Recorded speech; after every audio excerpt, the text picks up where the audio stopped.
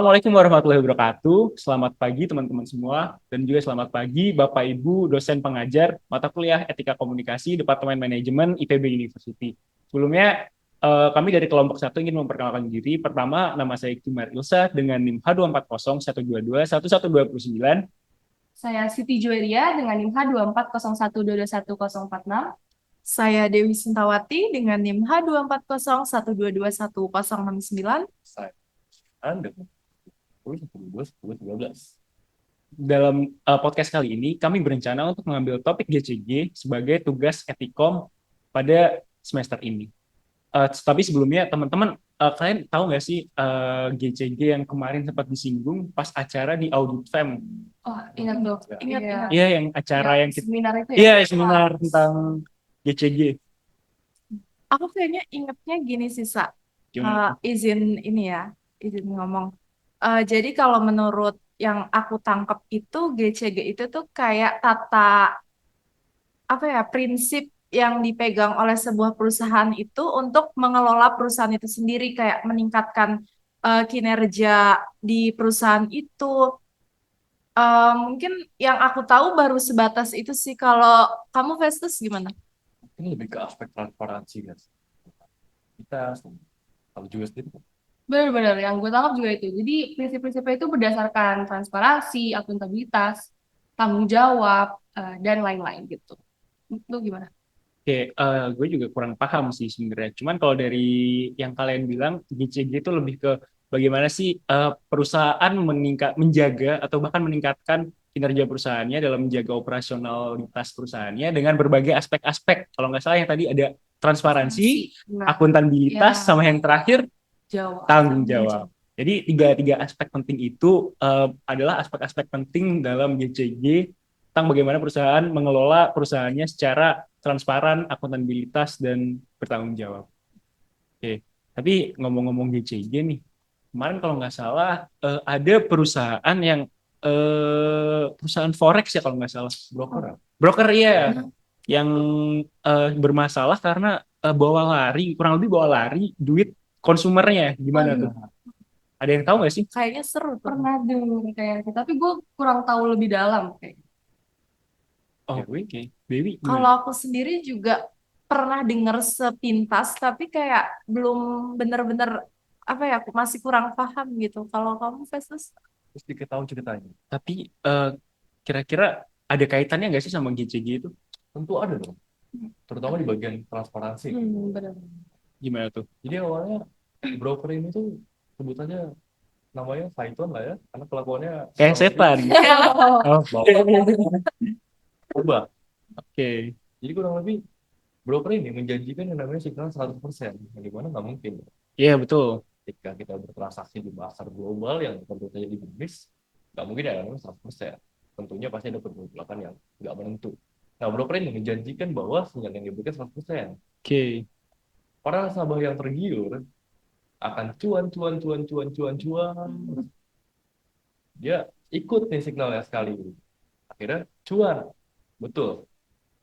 Ketika waktu yang namanya manusia itu akan pernah cukup dong. Kita Tuh, memegang prinsip money is never enough. pasti serakah. Ya, coba aja waktu gue masukin gini. Coba waktu gue jual rumah. Pasti untungnya lebih gede lagi dong. Iya, Nah, parah. ketika signal ke beberapa kali ini di posting sama brokernya, dibawa lari lah uangnya semua. Waduh, kacau tuh. Berarti itu nggak menerapkan prinsip transparansi dalam pengelolaan Nah, bisnisnya. Tapi kira-kira kalau kita mau bahas itu, lu pada kalian semua paham nggak sih? nah, sebenarnya gue juga kurang paham ya mengenai berita itu. Gue juga baru dengar nih dari Facebook tadi kan. Jadi kayaknya gimana menurut lu kalau gitu? Sama sih, aku juga kalau yang itu baru dengar dari Festus sekarang. Mungkin kalau dari Festus sendiri gimana? Oke, kalau gue sendiri, gue punya teman yang akrab banget dengan industri forex dan udah berkecimpung lama di dunia forex. Mungkin boleh gue panggil aja kan orangnya ya. Wah, boleh Wah, banget tuh. boleh tuh, bener banget. Gimana kalau kita bahas bareng beliau? Boleh banget. Boleh. Pasti bakal lebih seru dan lebih nambah wawasan kita semua. Oke, betul. Tapi kira-kira bahasnya apakah kita bisa rame-rame gini atau harus berdua? Kelly, betul Ini, belum? nah, iya. Oke, kita berarti kita harus berdua. Ya. Oke. Nanti kalian aja yang bahas, nanti bisa dong sharing-sharing info Ke dikit. kita. Oke, pasti bisa. Oke. Jadi kita mau berangkat kapan terus? Sekarang, guys. Oke. Kita pamit dulu ya, guys. Oke, guys. See you ya. Nanti bakal kita kabarin hasil bahasannya bersama dengan beliau. Halo Pak Adi, apa kabar? Baik, baik. Dengar nggak Pak suara saya, Pak? Ah, kedengeran Pak? Dengar, Pak. Oke, aman ya. Oke, mana nih? Nah, saya bawa teman nih Pak dari Oke, Angkatan 59 Manajemen. Kebetulan kami kelompok yang sama. apa yang bisa saya bantu nih, Pak? Ya, sebelumnya izinkan saya memperkenalkan diri mungkin Pak. Ya, Hmm, perkenalkan, nama saya Iktimar Ilsa dari Departemen Manajemen 59 IPB University. Saya juga satu kelompok sama Festus. oke. Nah, kita di sini lagi bahas-bahas mengenai apa itu transparansi di broker nih Pak. Kebetulan kemarin kalau nggak salah saya teringat Pak Tito juga pernah bahas tentang broker yang pernah bawa lari uang klien yang Sunton-Sunton itu, Saiton-Saiton itu. Mhm, mhm. Nah, kita mau tahu lebih lanjut nih Pak tentang bagaimana sih kita supaya nggak terjebak atau mengidentifikasi broker yang bakal kita pilih di Forex Pak. Oke, sebenarnya sih kalau untuk gimana caranya kita biar nggak tertipu lah sebenarnya ya. Betul. Betul. Otomatis pasti awalnya kita perlu cari tahu dulu dong tentang broker itu seperti apa. Harus tahu dia mungkin base-nya di mana, lalu legalitasnya seperti apa. Itu bisa kita cek dulu sebelum masuk. Atau mungkin juga dari rules tradingnya seperti apa, itu yang harus kita tahu dulu Pak. Karena kalau kita main asal cuma percaya dengan oh ini bisa menghasilkan profit segini segini segini langsung masuk, kan jadi bahaya juga ya. Apalagi dari bloknya sendiri pun nggak ada jaminan keamanan dana Bapak. Itu yang bahaya sebenarnya. Betul. Betul. Jadi lebih ke mempelajari dulu Pak. Pertama tentang brokernya dulu. Oke. Lebih ke sana kita cari informasi lah Pak. Maksudnya kayak ini beneran broker beneran nggak sih? Ada lisensinya nggak sih? Lalu mungkin ada nggak sih untuk kayak jaminan keamanannya? Lebih ke arah sana sih Pak. Nah, kalau misalkan gitu kan dimanipulasi artinya Pak chartnya ya. Kayak misalkan kejadian kemarin yang broker Saiton itu Hmm? beri signal yang menggaransi bahwa 100% itu akan profit ya. Betul Pak? Nah itu udah dari situ aja kita bisa berhati-hati Pak. Namanya kan mungkin kalau Bapak udah sering nonton YouTube ETF pun kita selalu bahas trading itu seperti bisnis. Kan namanya bisnis, mana ada sih Pak yang selalu 100% profit? Pasti ada di mana masa-masanya kita rugi juga. Nah untuk kita bisa tahu juga nih, chartnya dimanipulasi atau enggak sih? Ya kita juga bisa sambil cek ke broker-broker yang lainnya. Apakah sama bentuk chartnya? Karena kan kalau ini kan mata uang dunia ya. Pasti kan pergerakannya kalau emang naik semua naik. Paling yang berbeda cuma harganya beda-beda tipis aja. Contoh gampangnya sama lah kayak kita tukar mata uang di Bank Indonesia. Kan ada BCA, Mandiri, BNI. Kan semua harganya similar ya, mirip-mirip. Betul. Cuman yang bedanya ya tipis-tipis aja. Nggak mungkin tiba-tiba ada satu misalnya di BCA harganya 15.000, tiba-tiba di BNI 13.000 kan aneh. Nah sebenarnya untuk broker pun cara ceknya sama. Kita bisa sambil cek ke broker-broker yang lainnya. Apakah harganya beneran sama atau dia yang lain sendiri. Karena kan harganya general ya. Betul Pak. Nah, kalau misalkan kita ngomongin manipulasi Pak, Mhm. gimana cara broker itu bisa manipulasi chart yang sebegitu besarnya Pak? Apa mungkin Karena kan gitu. Oke, kalau untuk cara manipulasinya sebenarnya mudah banget. Sebenarnya di videonya Pak Tito juga ada yang bahas soal broker. Di sana ditunjukin gimana cara cuma pencet satu tombol harganya berubah. Karena kan setiap broker kan punya sistemnya sendiri, Pak. Dia bisa mainin kapan aja sebenarnya. Ya untuk cari tahunya, kalau kita sendiri cara manipulasinya itu Pak, karena mereka punya sistemnya sendiri dari broker dan itu otomatis dia bisa langsung rubah kapan aja.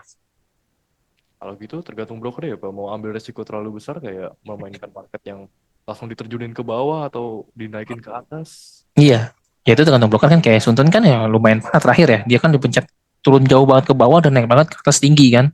Betul. Akhirnya semua posisi ujung-ujungnya kena MC pasti. Tapi itu kan bisa dilihat juga, kelihatan di tempat lain tidak ada yang seperti itu, cuma di sana aja. Gitu. Jadi untuk cara broker manipulasi harga sangat mudah sekali. Gitu. Oke, Pak, kita bahas manipulasi, bahas transparansi. Kira-kira kalau dari kejadian broker yang bawa uang kabur itu, Pak, kira-kira siapa sih Pak dalang yang bertanggung jawab atas hilangnya uang klien itu, Pak? Posisi sebagai apa yang bisa membuat dia bisa mengklik jatuhkan atau diterbangkan setinggi-tingginya, Pak? Ya maksudnya siapa yang nentuin gitu Pak? Siapa yang nentuin betul, Pak? Yang punya broker apa kalau itu Pak? Oh, berarti yang mencari Pasti kan. timnya aja atau arahan Wah, kalau untuk lebih ke detailnya jujur ya, Fetus, saya juga nggak benar-benar tahu. Tapi yang pasti yang punya kendali itu pasti orang brokernya. oke oke. Nah, kalau untuk dalangnya kenapa dia bisa kayak gitu, saya pun juga nggak tahu kenapa contohnya sampai kayak gitu ya. Tapi Betul sih ujung-ujungnya sih pasti paling cuma mau cari uang aja. betul. Karena kan itu kan saya bisa kita bilang ya dia salah satu broker bandar lah. Broker bandar yang cukup besar pada waktu itu karena sampai dibahas sama Pak Tito juga pasti waktu Ya, sedikit karena kan korbannya lumayan banyak ya itu ya. sekali. Oke, mungkin dari Ilsa ada Mm-mm. pertanyaan. Oke, mungkin dari saya Pak selanjutnya itu kira-kira bagaimana sih kita sebagai konsumen ini bisa melaporkan kasus-kasus broker atau kasus manipulasi chart pada industri forex ini, Pak? Oke, kalau untuk melaporkan sebenarnya balik lagi nih Pak. Dari brokernya sendiri, dia lisensi mana? Kalau lisensi luar kita harus pasti lisensi luarnya. Kalau mungkin yang gampangnya kalau contoh kayak broker lokal lah, itu akan lebih mudah pasti kita kan bisa langsung lapor ke Bapepti. Karena Bapepti itu bagian bahkan pengawas untuk forexnya. Jadi kalau emang misal Bapak punya ada kecurangan di satu broker lokal, punya datanya, bisa langsung laporkan ke Bapepti. Nanti biar dari Bapepti yang akan bantu untuk ngecek. Gitu. Oke, baik, Pak. Jadi mungkin ke regulator ya kami ini melaporkan sebagai konsumen. Iya, regulatornya. Tapi kira-kira perlu juga nggak sih, Pak, untuk melapor kepada aparat hukum atau mungkin aparat-aparat yang berwenang?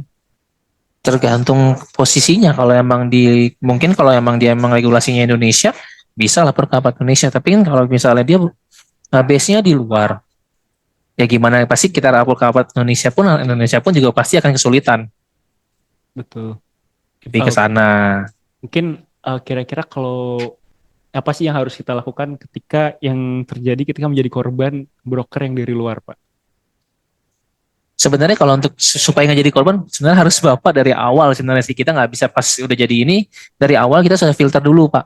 Sebelum memilih broker kita harus cari dulu dong tentang keamanan brokernya itu sendiri.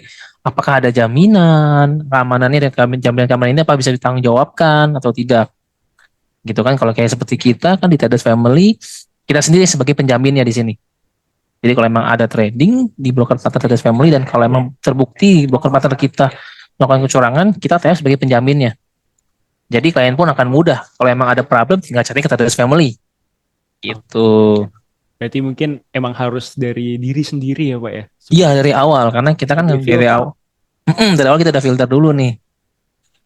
Oke, baik, Pak.